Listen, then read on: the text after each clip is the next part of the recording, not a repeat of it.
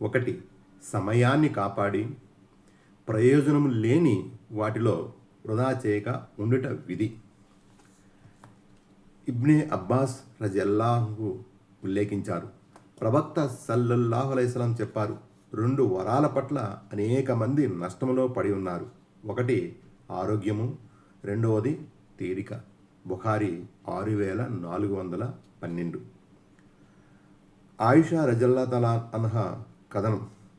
రమజాను చివరి 10 రోజులు రాగానే ప్రవక్త సల్లల్లాహు అలైహి వసల్లం రాత్రి జాగరణ చేసి సతీమణుల్ని మేల్కొల్పి నడుము బిగించేవారు.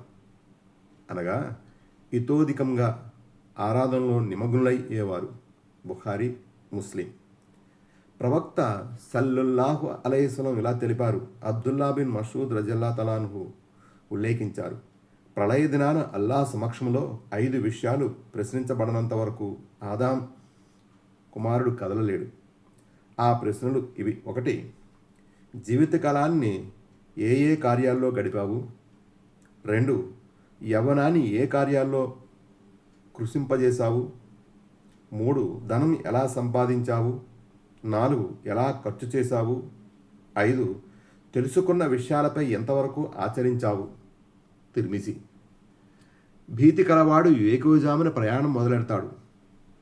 ఇలా వేకువజామునే ప్రయాణం చేసినవాడు క్షేమంగా గమ్యస్థానం చేరుకుంటాడు. వినండి, అల్లాహ్ సామగ్రి అమూల్యమైనది. ఇంకా వినండి, అల్లాహ్ సామగ్రి స్వర్గం అని ప్రవక్త సల్లల్లాహు అలైహి వసల్లం చెప్పినట్లు అబూ హురైరా రజల్లాహు తఆలా అన్హు ఉల్లేఖించారు. తిర్మిజీ. విశేషాలు. 1, ఫలితమున్న విషయాల్లో సమయ వాడకాన్ని అదృష్టంగా భావించడం తప్పనిసరి. 2, నిశ్చయముగా ఆదాం కుమారుడు తన సమయం పట్ల ప్రశ్నించబడును.